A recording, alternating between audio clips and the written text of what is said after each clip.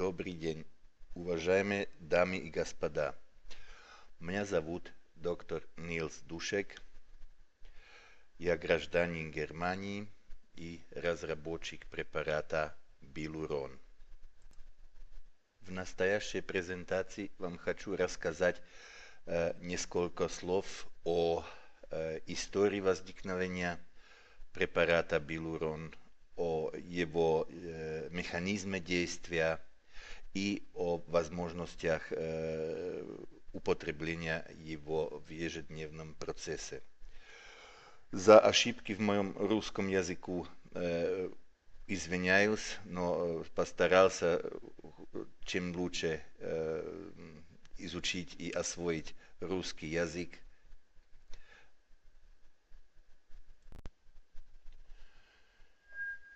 Препарат Билурон – это, можно сказать, ортомолекулярный препарат и производится в Германии. Производителем есть моя компания Grammarevit, и производим Билурон для Coral Club International. Билурон считается торговой маркой Coral Club International.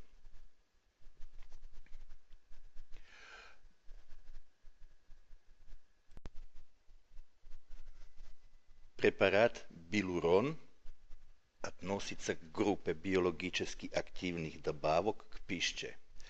Не считается лекарством. В состав Билурона входит комплекс гиалуронной кислоты вместе с хондроитином, как ударное вещество, инертный сахар для хранения, витамин Е как антиоксидант, калиум-сорбат как консервант и вода. Вода структурирована.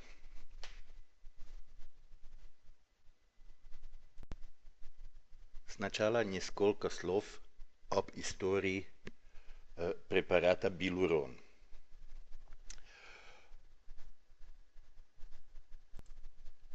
Разработки его начались уже 20 лет тому назад. Дальше. Как всегда в медицине, первые эксперименты с гиалуронной кислотой в поисках эффективной формулы были сделаны на мышах и крысах. После того мы прошли на экспериментальную базу с более крупными животными, собаки и лошади. В итоге в 2000 году мы закончили успешно испытания на лошадях и год позже испытания на добровольцах-спортсменах. Результаты эти покажу в следующих слайдах. И в 2013 году завершили одну из последних регистраций препарата на основе гиалуронной кислоты под названием Билурон в России.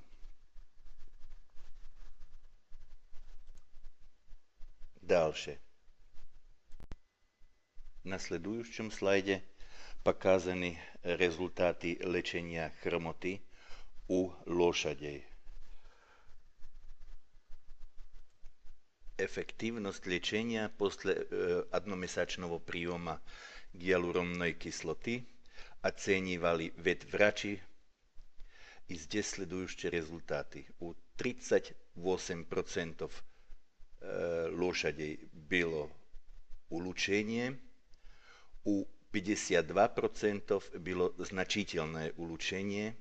Это все в сравнении с другими терапевтическими процедурами. Без изменений осталась группа 10% лошадей. То значит, что здесь получается для улучшения и значительного улучшения 90% результат. Ухудшение хромоты не показано ни у одной лошади. Дальше. Похожие результаты мы получили и у людей, как видно в слайде номер 8. У спортсменов это был хоккей и маратон, где у 35% больных было улучшение и 65% значительное улучшение. Ухудшение или без влияния не было у группы людей. Мы поэтому спрашивали, почему этих 10% было у лошадей, и обнаружили при последующей проверке материалов, что там был значительный эффект ошибочной диагностики. Дальше. Теперь несколько слов к компонентам, из которых состоит билурон. Дальше. Основным компонентом билурона является гиалуронная кислота. Гиалуронная кислота – это, что касается химической структуры, соединение огромного количества полисахаридных единиц, которые имеют большую молекулярную массу. Эта большая молекулярная масса – это одна из причин, почему очень тяжело всасываются химические составы с похожей структурой. Гиалуронная кислота имеет одну из главных функций в организме – это привязка воды. В том же самом плане и привязывает воду и делает основный компонент синовиальной жидкости. Но как единственный компонент билурона имеет гиалуронная кислота, в отличие к хондроитину и остальным, и регуляторные свойства, потому что сможет привязываться на собственный рецептор и регулировать рост и размножение хондроцитов. Дальше. Необработанная гиалуронная кислота имеет очень тяжелое всасывание в кровь, как видно здесь на следующем сайте. Эта красная палка в середине – это стенка кишечника, через которую эти длинные молекулы очень тяжело проходят, и в процессе прохождения они расцепливаются на моносахариды. То значит, в итоге в крови уже не найти гиалуронную кислоту. Таким же образом можно кушать и белый сахар. Результат будет тот же самый. Нашей задачей было посмотреть, как можно повлиять на структуру химическую молекулы гиалуронной кислоты, чтобы прохождение через кишечник не помешало ей биологической активности как гиалуронной кислоты целиком. Дальше. Как я сначала уже сказал, результатом выше 270 экспериментов было обнаружение определенной оптимальной молекулярной структуры гиалуронной кислоты, которая позволяет проходить через кишечник целиком в цепах различной длины, которые в состоянии после прохождения опять соединиться в готовую длинную гиалуронную кислоту. Говорим о так называемом процессе ресинтеза. Вот эта гиалуронная кислота, которая таким образом изменена и проходит через кишечник, она находится в препарате билурон. Дальше. Следующим компонентом это хондроитин-сульфат. Хондроитин-сульфат является очень важным структурным компонентом хрящи и хрящевого матрикса. В разнице к гиалуронной кислоте хондроитин сульфат является чисто стройматериалом. Он не имеет никаких биологических регуляторных свойств, как гиалуронная кислота. Следующим компонентом это инвертированный сахар. Инвертированный сахар мы включили в наш препарат сначала чисто как консервант, но он химически состоит из равных долей глюкозы и фруктозы. Но показалось в поздних работах, что он не только консервант, но и как источник энергии для хондроцитов и как стройматериал для собственного производства гиалуронной кислоты в организме.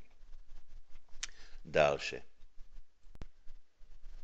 Эти два главные компоненты, гиалуронная кислота и хондроитин, они в нашем препарате вместе связаны ковалентной связкой во форме гиалурон-хондроитинного комплекса. Здесь на картине видно вот темные это хондроитинная структура и хондроитинная доль и белые это доль гиалуронной кислоты в комплексе.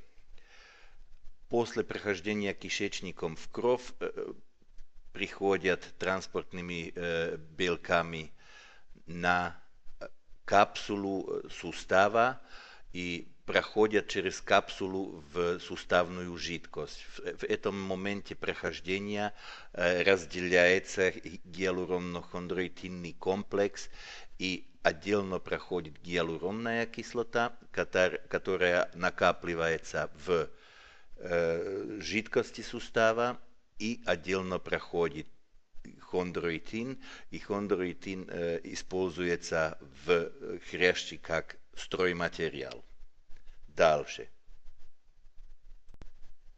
Здесь на картинке видно здоровый сустав, который состоит из кости, хрящи, это желтые, суставной капсулы, зеленые, и синовиальной мембраны, которая ограничивает синовиальную жидкость. Основным компонентом этой синовиальной жидкости здесь синяя. Это гиалуронная кислота. Дальше. Здесь на следующей картинке видно тот же самый сустав изменен в процессе артрозы. Главным характеристиком больного сустава это то, что убивает хрящи, и что капсула становится более толстой в сравнении с здоровым суставом. Дальше. В процессе наших разработок мы хотели объяснить для себя механизм действия гиалуронно-хондроитинного комплекса, который находится в препарате Билурон. Поэтому мы взяли гиалурон-хондроитинный комплекс и маркировали его радиоактивным маркером и смотрели его разделение в организме. Показалось, что уже в лимфу после приема проходит через 15 минут и до 2 дней может состоять в лимфе, пока не проходит в синовиальную жидкость. Это прохождение в синовиальную жидкость начинается 24 часов после приема. В синовиальной жидкости он связывается с рецепторами клеток хряща, хондроцитов, и с stimuliruje takým obrazom výrobotku собственной endogенной гиалуронной кислоты. Это покажем на следующих слайдах. Дальше. Что творится в суставах в процессе артрозы в течение приема билурона? До приема гиалуронно-хондроитинного комплекса находятся в суставах разрушенные хрящевые клетки, вот желтенькие, и в жидкости, суставной жидкости синовиальной находится гиалуронная кислота, но она частично изменена из-за процесса воспаления, который в суставе произошел. То значит, гиалуронной кислоты здесь минимум, поскольку здесь минимум гиалуронной кислоты, она не способна привязываться на рецепторы хрящевых клеток и так регулировать их действие. Рецепторы – это те стрелки, которые видно из желтых клеток. Дальше. С момента первичного приема билурона начинается в организме процесс насыщения гиалуронной кислотой. То значит, мы приводим из наружья гиалуронную кислоту, которая накапливается в синовиальной жидкости. Тем же образом в синовиальной жидкости уже два варианта гиалуронной кислоты. Первоначальная, которая была изменена воспалительным процессом, и здесь видно желтенькая, которая в препарате билурон. Таким образом повышается концентрация гиалуронной кислоты, и при определенной концентрации начинает привязка гиалуронной кислоты на собственный рецептор. Этот рецептор это специфический для гиалуронной кислоты, который на поверхности хондроцитов, и он после привязывания гиалуронной кислоты активизируется. Это значит, что там красным цветом здесь показано. Активированный рецептор позволяет клеткам размножение, пролиферацию и выращивание новых клеток в хрящи. В том же часе идет и во время приема идет и повышение концентрации хондроитина, который накапливается в жидкости, но он пока еще без определенных свойств, потому что хрящевые клетки, они не могут его перерабатывать и внести в матрикс, поскольку они не активированы. Только после активации гиалуронной кислотой смогут хрящевые клетки перерабатывать хондроитин в виде стройматериала, чтобы сделать новые слои хрящи. Дальше. Здесь видно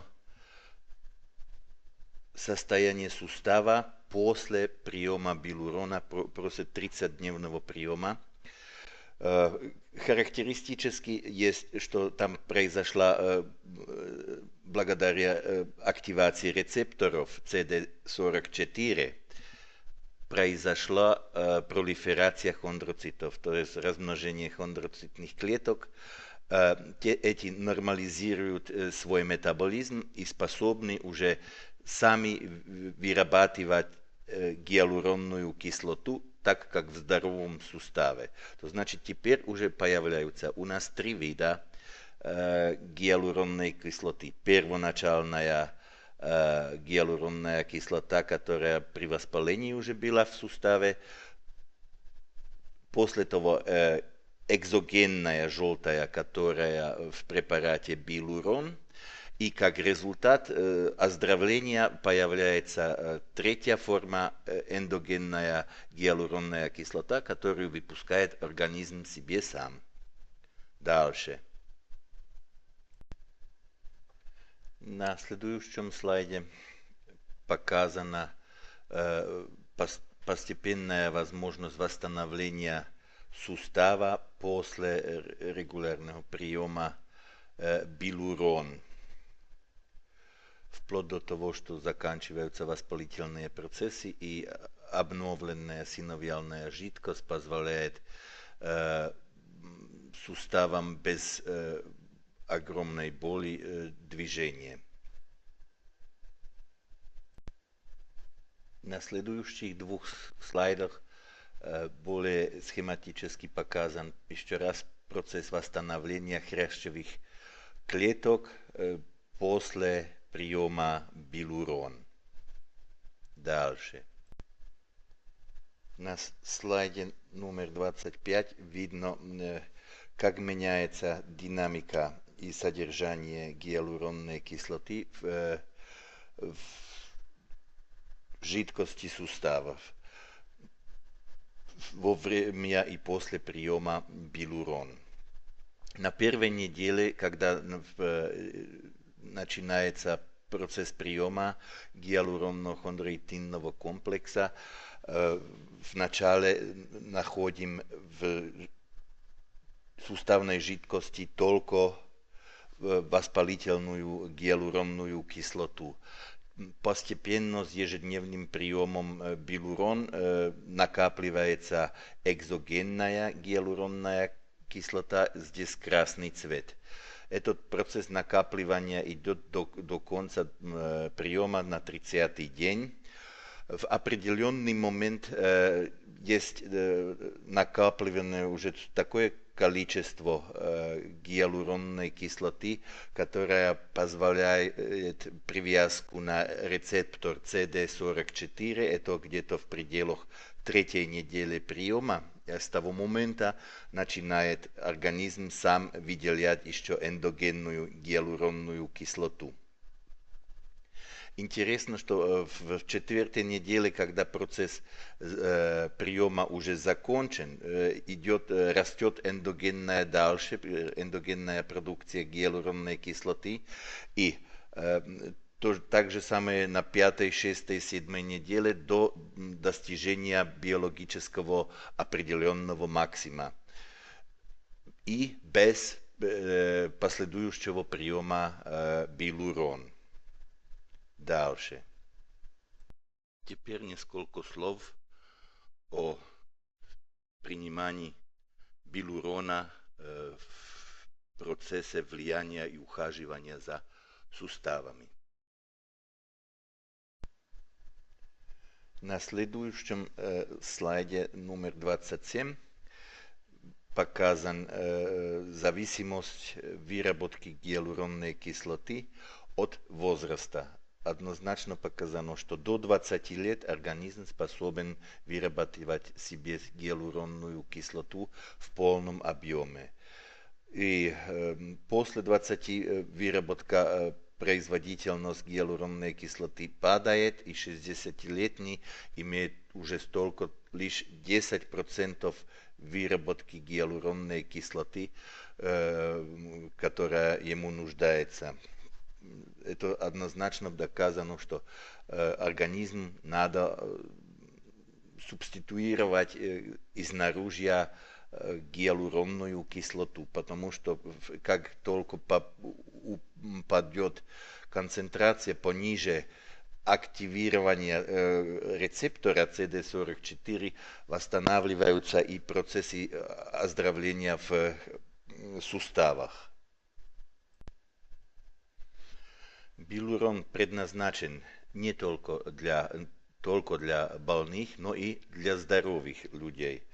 В первой очереди это мы в течение последних 10 лет накопили ведомство, где можно применять гиалуронно-хондроитинный комплекс.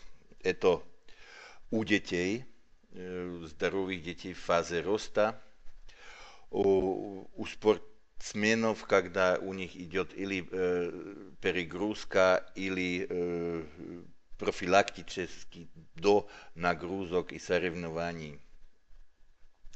И у пожилых людей возрастный износ произошел, можно восстанавливать опять назад хрящ с помощью билурона. И классические применения это артроз и патология межпозвоночных дисков. И в последних летах мы сделали большой эксперимент в Вьетнаме, где нам удалось доказать, что с помощью билурона можно в комплексной терапии очень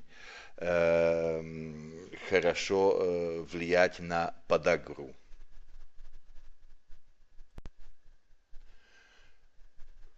Суммарно можно сказать насчет билурона, что он свое действие полностью направляет на первопричину артроза, то значит восстанавливает хрящ.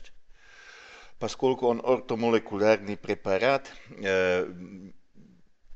есть полностью без побочных эффектов, и можно его подавать и принимать пациентам, которые получают разные лекарственные средства. Пациент должен знать, что здесь идет процесс накопления в суставах гиалуронной кислоты, и этот процесс длится не меньше 2-3 недель. После этого времени уже начинают чувствовать первые улучшения. Курс повторяется 2-3 раза в год, и очень важно, надо промешивать во время приема, размешать, потому что там идет осадок. Этот осадок, он за счет витамина Е. И важный и один момент, который здесь на слайде не показан, что терапевтический процесс 2 бутылок надо обязательно закончить. То значит, если уже по первой бутылке такое улучшение, обязательно надо взять и вторую бутылку. Весь 30-дневный процесс надо закончить. Если сравнить наш билурон с другими хондропротективными препаратами, за счет того, что у нас находится комбинация и гиалуронной кислоты вместе с стройматериалом, то значит с хондроитином, имеем несколько преимуществ, которые в остальных препаратах не находятся. Самым главным преимуществом есть, что мы не только регулируем через рецептор CD44 пролиферацию хрящевых клеток, но и сразу же дадим им стройматериал хондроитин, чтобы восстановить хрящ в суставах. Dalším преимуществом je, что билурон можно принимать и профилактически. Там это не рекомендуется профилактически при инъекции, использовании инъекций. А он работает и в тяжелейших формах. То значит, когда сам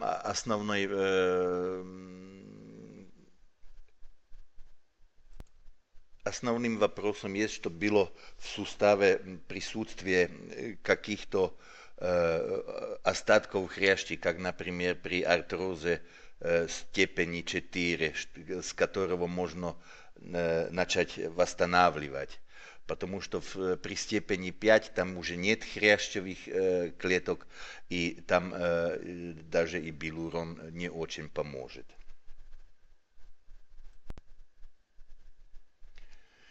Билурон разработан и производим в Германии. Поставляем его в 35 стран мира и под названием Билурон теперь и в Россию.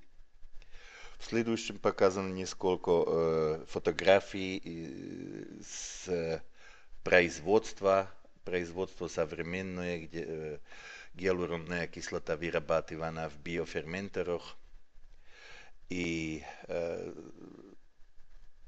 производственные мощности позволяют делать ежедневно несколько тысяч бутылок билурона.